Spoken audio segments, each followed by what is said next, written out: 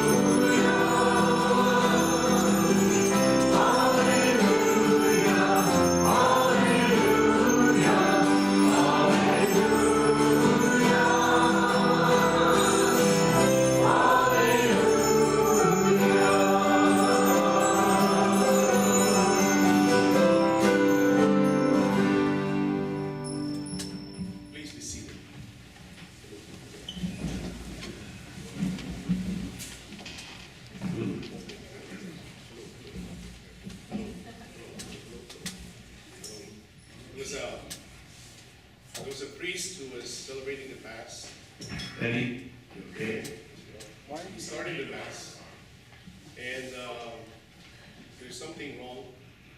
He was adjusting the microphone, and so he told the people, Leave it alone. Good. That's it. You really need this? For the recording you do. It's running to the effects of us. We don't do a sound check on that. We need to. Then the priest started the Mass, and he said, "The Lord be with you. There's something wrong with this mic." And then the people responded, "And also with you." Turn it off. He's okay. Am I okay? So today, as we reach the fifth Sunday of Easter, we are drawn back to the core of the message of Jesus Christ, which is love. And we all know what it means to love. And Brett at the beginning, not Brett, Bishop Peter was saying that he opened the Church of St. Matthew for people who fell in love. Not only lay people, but also priests who fell in love. So that's why I found my place here in St. Matthew 15 years ago. And then, but the difference is we asked ourselves, what kind of love does Jesus Christ wants us to live out? Because that love is not only human love, it's the way Jesus Christ loved his disciples. And it's been proven in different occasions and different parables and narratives in the gospel what it means to love as Jesus Christ loved. And if we find that out and we discover it, then that will make a difference of who we are as a disciple of Jesus. And so that love has been proven in time. That is not, I remember God's love is unconditional. Human love is conditioned by the situation that we live in as human beings. And so when we love, we try to see and inspire ourselves what the gospel and the readings tells us. First and foremost, I keep asking my question.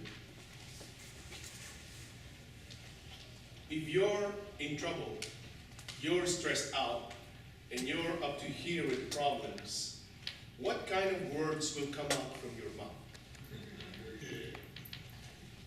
You're all down, frustrated, tired, and then you know the words that will come out from your mouth?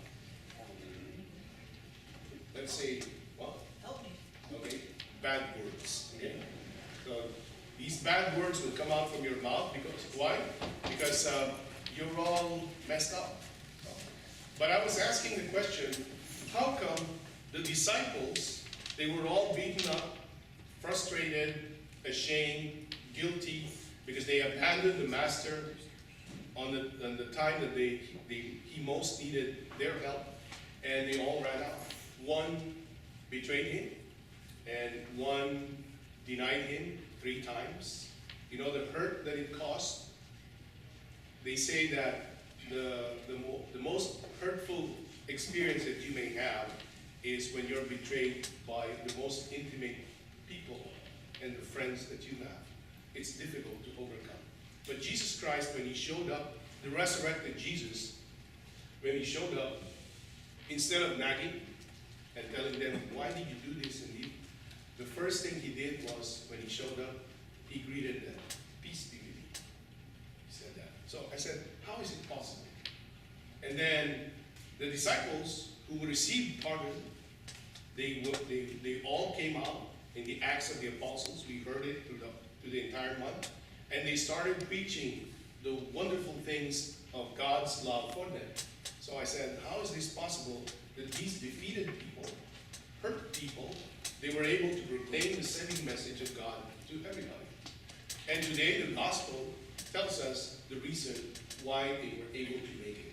Because they felt that love of Jesus Christ among themselves. So that love turned their anger into love. And that love turned their sense of loss into victory. And then they started healing. They came out from their hiding place and they went out to the rest and they started proclaiming the saving message of our Lord Jesus Christ. So I said, probably that love that Jesus Christ gives is that strong, and it changes us and it makes us a new person. So when I look into the situation that we have here in St. Matthew, as I reflect on the gospel, I said, this is the church where the love of Jesus Christ is being lived. Why? Because 15 years ago, I remember when Mary Lou brought me here for the first time in the Mass, I walked in, then I saw a woman priest celebrating the Mass. I said, okay. And then beside the woman priest, Giovanna, was the bishop celebrating. Where I came from in the Roman Church, when the general is there, all the others step aside. No? But I said, this is the church, a woman priest and a bishop celebrating, letting the woman go. So I said, wow. And then when I look into the activity of what St. Matthew is, I saw that some bigger churches are intimidated by who we are. I said, why are they intimidated by a small, insignificant church like St. Matthew? And then I saw the congregation, the members, the strength of each of us, and then I saw these are people filled with the love of Jesus Christ in their hearts. And we thank that guy sitting on a wheelchair trying to recover, who God used to put in his mouth the love of Jesus Christ, and he taught us that, precisely that. So 15 years after that, I see the same experience, I see the same love, and I see the same strength that we have in our community as St. Matthew. As a matter of fact, now that we're hurting, because we're trying to transition to the next generation, we want to know who's next, or how can we cross over our church of St. Matthew to the next generation. And then I see all the talents that we have, Brett putting his expertise and giving it at the service of the community. I see my fellow priests, especially the women priests, giving the best that they have so that we can handle the situation that Bishop Peter was handling. I see all the different people with their different talents pitching in. And then I said, whoa, this community really gets it. The love that Jesus Christ has taught among us. Because the only way we can go through this is if we show that love of Jesus Christ and we work together as a community. That's the only way we can transition to the next generation. And I see hope that is happening around us.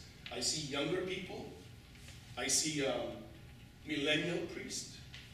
As a matter of fact, in the steering committee of the House of Pastor, we were looking at how to transition immediate need of our aging congregation with the vocation of younger people. So I said, probably we can do it simultaneously. We have an abundance of chronologically challenged priests. Don't say that. But they still have 10 years to give.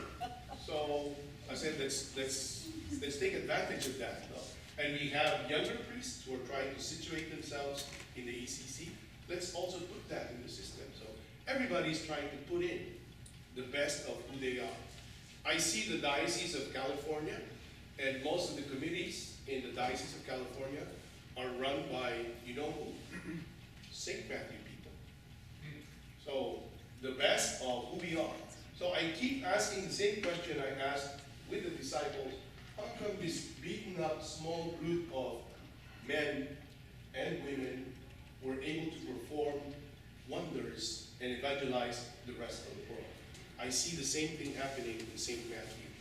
How come this small community that is hurting, transitioning, were able to give the best of who they are, not only to St. Matthew itself, but for the rest of the Diocese of California and the ECC itself?